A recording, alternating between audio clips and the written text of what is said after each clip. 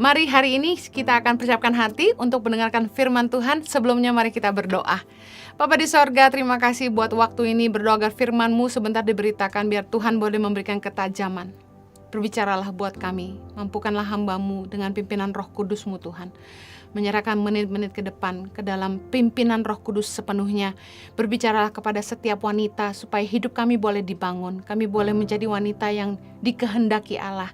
Kiranya hidup kami boleh senantiasa berkenan kepada Tuhan. Terima kasih ya Abah. Demi nama Yesus kami berdoa. Amen. Hari ini saya akan bicara tentang pertengkaran. Tahukah Anda bahwa kecantikan batiniah itu adalah roh yang lemah lembut dan tentram. 1 Petrus 3 ayat yang ketiga. Perhiasanmu janganlah secara lahiriah, yaitu dengan mengepang-epang rambut, memakai perhiasan emas atau dengan mengenakan pakaian yang indah-indah. Tetapi perhiasanmu ialah manusia batiniah yang tersembunyi dengan perhiasan yang tidak binasa, yang berasal dari roh yang lemah lembut dan tentram yang sangat berharga di mata Allah. Cantik itu bukan hanya soal penampilan. Banyak orang yang menikah dengan wanita yang cantik, berpenampilan menarik, tetapi banyak juga yang tidak bahagia dan akhirnya mengakhiri pernikahan mereka. Kenapa? Satu kali saya konseling dengan pasangan yang bercerai dan istrinya cantiknya luar biasa. Sampai kadang-kadang saya berpikir, kenapa ya istrinya cantik begini, dia masih mau ceraikan juga?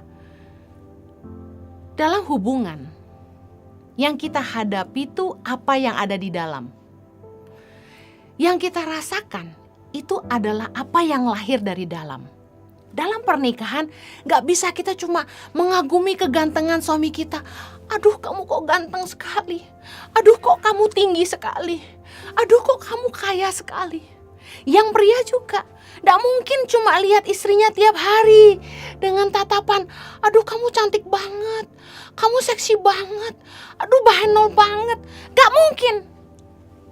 Sehari-harinya ketika kita hidup bersama-sama, yang kita hadapi itu bukan cuma tampilan luar aja, tapi apa yang keluar dari dalam. Apa yang lahir dari dalam. Pasti Anda yang sudah menikah, Anda mengerti maksud saya. Kecantikan dari luar bisa pudar. Kita menua karena usia. Anda mungkin bisa lakukan apa saja, tarik mata, tarik jidat, suntik sana, isi sini. Tetapi Anda tahu bahwa kecantikan luar kita bisa memudar. Tapi kata firman Tuhan, ada kecantikan batiniah yang kekal. Roh yang lemah lembut dan tentram, yang berasal dari Tuhan dan sangat berharga. Nah, salah satu hal yang menjadi masalah dalam hubungan, baik dalam pacaran maupun pernikahan, adalah konflik-konflik, pertengkaran-pertengkaran yang tidak kunjung usai. Banyak anak-anak yang tidak bahagia karena orang tuanya sering bertengkar. Banyak pasangan yang tidak bahagia karena selalu bertengkar. Bicara sedikit, bertengkar. Mau diskusi, bertengkar. Makanya gak heran banyak pria yang malas bicara sama istrinya. Kalau di rumah diam aja. Banyak pria-pria yang jadi pendiam. Kenapa? Karena ngomong dikit berantem. Tahukah Anda para wanita bahwa istri yang suka bertengkar adalah penderitaan bagi suaminya? Anda yang belum menikah, kalau Anda ingin ketemu jodoh yang baik, janganlah jadi wanita yang suka bertengkar. Jangan sampai masalah kecil dibesar-besarkan. Satu hal yang saya belajar dari suami saya adalah ini. Masalah besar dikecilkan, masalah kecil itu ditiadakan. Kita dengernya kayak enak banget loh. Kesel gue belum hilang, lu udah tidur aja. Kitanya masih marah, suami kita udah ngorok kemana-mana. Tapi ternyata laki-laki begitu. Dan saya belajar bahwa memang jangan suka membesar-besarkan masalah itu baik. Amsal 27 ayat 15 bilang gini, Seorang istri yang suka bertengkar itu serupa dengan tiris yang tidak henti-hentinya menitik pada waktu hujan. Tik tik tik tik tik tik tik tik tik, nyebelin gitu loh. Gak berhenti ngomong. Ada perempuan-perempuan tuh kalau yang udah marah ngomong gak berhenti. Gitu. Istri yang suka bertengkar itu mungkin ibaratnya kita tidur di samping rel kereta api kali ya. Gak berhenti. Amsal 21 ayat 19. Lebih baik tinggal di padang gurun daripada tinggal dengan perempuan yang suka bertengkar dan pemarah. Saya ini taubat. Dulu saya pemarah. Kita tuh kalau emosi, cenderung kita suka cari gara-gara. Ya enggak? Supaya bisa ngelampiasin kekesalan kita. Kita mulai cari-cari, apa ya yang bisa kita ributin ya sama suami kita ya. Biar lega gitu ya. Tapi ternyata itu salah. Firman Tuhan mengajar kita harus punya roh yang lemah lembut dan tentram. Yang bisa memberi rasa nyaman kepada pasangan kita. Memberi rasa nyaman kepada orang-orang di rumah. Kalau ada satu hal yang baik yang kita bisa belajar dari seorang Delilah. Ini wanita yang kurang baik sebenarnya. Dan saya percaya dari hal yang tidak baik bisa muncul satu yang baik. Ini yang kita bisa belajar, bahwa Simson itu kalau bisa dibilang suka main perempuan. Playboy. Suka sekali menyinggahi perempuan-perempuan jalang. Tapi satu kali Simson jatuh cinta kepada Delilah. Apa kelebihan Delilah? Ternyata Delilah ini perempuan yang bisa memberikan rasa nyaman kepada seorang Simson. Ditulis dalam Hakim-Hakim 16, ayat 6-9, ayat 14, ayat 19. Simson itu tertidur di pangkuannya.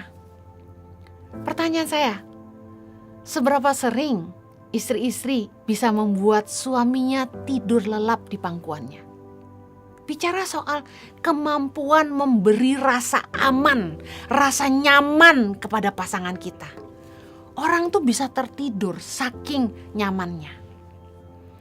Banyak kali suami tuh malas di rumah, malas dekat dengan istrinya. Satu kali ada orang bercanda sama saya gini, Bu Heni, tahu nggak kenapa Pak Jojo sering pelayanan keluar? Ini salah satu pemimpin jemaat nih yang nanya gini ke saya. Saya bilang, kenapa Pak? Karena Pak Jojo itu gak betah di rumah, gak betah dekat sama Bu Heni. Kaget saya digitukan. Memang perkataannya kurang bijak. Tapi di situ saya jadi koreksi diri. Apakah benar suami saya pergi-pergi pelayanan karena tidak betah di rumah? Tentu saya tanya sama suami saya. Karena saya kan orangnya apa adanya. Saya bersyukur suami saya jawabnya gini. Yang aku mau cuma kamu. Wah, lega saya. Yang aku mau cuma kamu. Langsung lenyap segala kekhawatiran saya. Ya saya sama suami saya kan punya tanggung jawab yang besar. Memberi makan dan pendidikan untuk ribuan anak Indonesia. Tentu kami harus pelayanan kemana-mana untuk menolong Yayasan Tangan Pengharapan. Tapi ini jadi satu hal yang baik untuk menjadi koreksi. Kita harus bertanya, apakah suami kita betah di rumah karena kita? Apakah kita sebagai istri bisa memberi rasa nyaman kepada pasangan kita? Atau sebaliknya?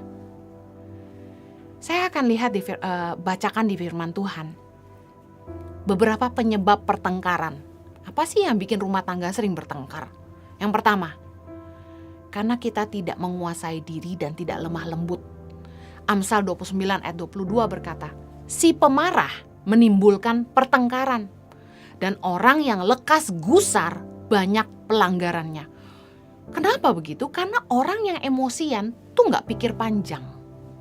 Ngomong seenaknya, meledak seenaknya. Udah gak jaga perasaan pasangan, ngomong karepe dewe, nyakiti. Mana ada orang marah perkataannya manis, kan gak mungkin. Kalau udah marah kan omongannya tajam, setajam silet. melukai orang-orang di sekitarnya. Si pemarah menimbulkan pertengkaran. Makanya dalam pernikahan, dalam hubungan, kita perlu punya roh yang lemah lembut. Kita harus belajar menguasai diri. Jangan punya kuping tipis. Dengar masukan orang langsung marah, langsung meledak. Tenang dulu. Karena keputusan itu gak akan bijak saat kita marah, saat kita emosi. Penyebab pertengkaran yang kedua itu keangkuhan. Amsal 13 ayat 10 berkata, keangkuhan hanya menimbulkan pertengkaran. Tetapi orang yang mendengarkan nasihat mempunyai hikmat. Kenapa suami istri bisa bertengkar? Karena waktu kita dinasehati, kita tidak mau dengar. Kita membenarkan diri sendiri, kita bela diri kita. Jadi bertengkar. Keangkuhan menimbulkan pertengkaran. Seharusnya waktu kita diberi nasihat sama pasangan kita, udah dengar aja. Kadang-kadang kita gak terima. Males diskusi sama suami atau males diskusi sama istri. Karena biasanya kita gak maksud apa-apa. Kita cuma kasih masukan. Tapi ujung-ujungnya malah bertengkar. Aku gak perlu dengar kamu. Aku yang buat keputusan. Keangkuhan. Sumber pertengkaran. Yang ketiga, yang menyebabkan pertengkaran itu adalah mulut serong, fitnah, ya, penghakiman, menghakimi orang seenaknya, dan hati penuh tipu muslihat. Amsal 6 ayat 12. Tak bergunalah dan jahatlah orang yang hidup dengan mulut serong, yang mengedipkan matanya, yang bermain kaki dan menunjuk-nunjuk dengan jari, yang hatinya mengandung tipu muslihat, yang senantiasa merencanakan kejahatan, dan yang menimbulkan pertengkaran. Orang tuh kalau udah mainnya sama tukang fitnah, sama orang-orang yang sukanya menghakimi orang lain, hatinya penuh tipu muslihat, itu gak akan jauh dari pertengkaran. Makanya orang-orang yang demikian dikatakan firman Tuhan, orang-orang yang gak berguna dan jahat. Hidup dengan mulut serong, ngomongin orang, gosipin orang, ngurusin orang, fitnah. Hati-hati, hal-hal ini menimbulkan pertengkaran. Yang keempat, Amsal 28 ayat 25 berkata, orang yang loba menimbulkan pertengkaran, tetapi siapa percaya kepada Tuhan diberi kelimpahan. Orang yang loba tuh maksud gini, orang-orang yang selalu cari-cari keuntungan diri sendiri. Orang-orang yang nipu untuk cari keuntungan, pasti akan bertengkar. Karena seringkali orang diem-diem cari untung, lalu akhirnya akan menimbulkan pertengkaran. Jangan punya hati yang ingin menipu teman sendiri demi mencari keuntungan diri sendiri. Pasti bertengkar ujung-ujungnya. Keluarga juga begitu. Saudara sekandung pun juga begitu. Kalau ada yang punya hati ingin cari keuntungan untuk diri sendiri, pasti ujung-ujungnya mengorbankan hubungan. Penyebab pertengkaran yang berikutnya itu kebencian. Amsal 10 ayat 12, kebencian menimbulkan pertengkaran, tetapi kasih menutupi segala pelanggaran. Jangan suka benci sama orang. Orang kalau udah benci itu udah kayak bara api, tinggal disulut langsung meledus. Kebencian menimbulkan pertengkaran. Jangan suka benci sama orang. Selesaikan, ampuni, miliki kasih yang besar kepada orang lain. Sehingga kalau ada pelanggaran itu kasih bisa menutupi. Biasanya orang tuh kalau bertengkar itu bukan karena masalah kecil. Pasti udah ada yang dia tahan-tahan. Begitu tersulut langsung meledak. Selesaikan kalau ada masalah. Jangan jadi kepahitan. Kita harus belajar jangan suka cari gara-gara. Jangan suka cari-cari masalah untuk jadi bahan pertengkaran. Orang yang suka bertengkar itu biasanya memang dasar sukanya itu cari gara-gara, cari masalah gitu. Amsal 17:14 berkata gini, memulai pertengkaran adalah seperti membuka jalan air. Jadi undurlah sebelum perbantahan mulai. Kalau kita lihat masalah ini bisa memicu pertengkaran, udah gak usah dibahas. Undur sebelum perbantahan mulai. Jangan cari gara-gara. Jangan malah mancing-mancing. Ada orang tuh yang memang tukang nyulut gitu. Berhenti sebelum perbantahan dimulai. Titus 3 ayat 9. Tetapi hindarilah persoalan yang dicari-cari dan yang bodoh. Persoalan silsilah, percekcokan dan pertengkaran mengenai hukum Taurat. Karena semua itu tidak berguna dan sia-sia belaka. Ada orang-orang tuh yang suka cari-cari masalah. Orang hidup damai sama dia, bahkan gak kenal, bikin gara-gara. Sesama anak Tuhan, jangan suka berselisih tentang firman Tuhan.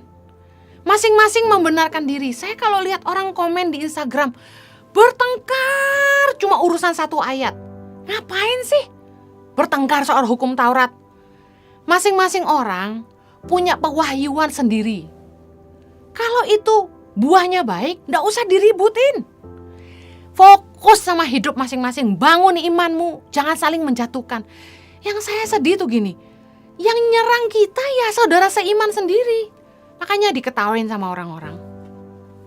Jangan suka gosip, karena orang yang suka gosip itu pasti menimbulkan pertengkaran. Amsal 22 ayat 10. Usirlah si pencemooh, maka lenyaplah pertengkaran, dan akan berhentilah perbantahan dan cemooh. Kalau ada orang yang suka bertengkar, cari sumbernya. Pasti ada satu yang tukang bikin masalah. Mulut satu orang bikin masalah di mana-mana, kayak nyebarin api gitu loh. Pasti ribut. Ada geng sana melawan geng sini, saling ngomongin. Ini sumbernya biasa satu. Usir si pencemooh, kata firman Tuhan, pasti lenyap pertengkaran. Bener aja. Kami dulu punya staf yang tukang gosip. Begitu dia keluar, semua tenang. 1 Timotius 5 ayat 13. Lagi pula dengan keluar masuk rumah orang, mereka membiasakan diri bermalas-malas, dan bukan hanya bermalas-malas saja, tetapi juga meleter dan mencampuri soal orang lain dan mengatakan hal-hal yang tidak pantas. Orang yang nganggur itu omongannya gak guna. Saking nganggur, yang gak penting pun diomongin. Makanya kalau kita gak mau bertengkar, jangan suka gosip. Jangan duduk sama tukang gosip. Kalau hidup tuh mau bahagia, kata Mazmur 1 ayat 1, jangan duduk sama kumpulan pencemooh. Saya mau akhiri dengan ini. Kalau Anda ingin punya rumah tangga yang damai, banyak orang yang pengen suaminya pulang kembali. Saya mau kasih tahu, mempertahankan hubungan itu jauh lebih sulit daripada memperbaiki hubungan. Memperbaiki gampang, kita merendahkan hati, kita datang minta maaf, selesai. Tapi selanjutnya, mempertahankan hubungan tetap baik, itu yang akan jadi tantangan. Kalau kita tidak sungguh-sungguh mau memberi pengertian, perubahan sikap. Berdoa untuk suami pulang ke rumah, atau suami supaya betah di rumah, itu harus diikuti dengan perubahan sikap. Banyak orang yang perubahannya cuma sesaat, supaya suaminya pulang, ya udah diberubah deh. Tapi habis itu kayak gitu lagi. Ada satu video di Instagram yang saya temukan lucu, di Reels, bilang gini, ada seorang nenek sama kakek yang sudah nikah 65 tahun. Dan ketika ditanya, gimana pendapat Anda setelah menikah 65 tahun? Si nenek berkata gini, kita akan jadi sedikit buta dan sedikit tuli. Apa maksudnya? Di dalam rumah tangga, kalau kita pengen damai, sebenarnya yang kita perlu tambah itu pengertian. Kita harus sabar dan kita harus berhikmat. Kadang-kadang mesti nutup sebelah mata dan pura-pura nggak denger aja. Istilahnya kalau suami atau istri marah, ya udahlah, anggap nggak denger aja. Dalam pernikahan, dalam hubungan, kita ini kan wanita nggak sekuat pria. Kekerasan itu nggak akan menyelesaikan masalah. Jangan sok adu kuat lah. Amsal 24 ayat 3 berkata gini, dengan hikmat rumah didirikan, dengan kepandaian itu ditegakkan, dan dengan pengertian kamar-kamar diisi dengan bermacam-macam harta benda yang berharga dan menarik. Orang yang bijak lebih berwibawa daripada orang kuat, juga orang yang berpengetahuan daripada orang yang tegap kuat. Kalau kita pengen rumah tangga kita bahagia, jangan hidup tuh dengan perasaan aja. Live beyond your feeling. Jangan ngikutin perasaan, jangan baperan. Pakai hikmat, pakai kepandaian. Istri yang cakap, istri yang cerdas, dan juga pengertian yang akan membuat rumah tangga tuh bertahan. Kalau punya suami yang emosian, suami yang galak, Amsal 15 ayat 1 ini penting. Jawaban yang lemah lembut meredakan kegeraman, tetapi perkataan yang pedas membangkitkan marah. Seringkali rumah tangga tuh tidak ada damainya. Kenapa? Amarah dibalas amarah, api dibalas api, tambah besar apinya.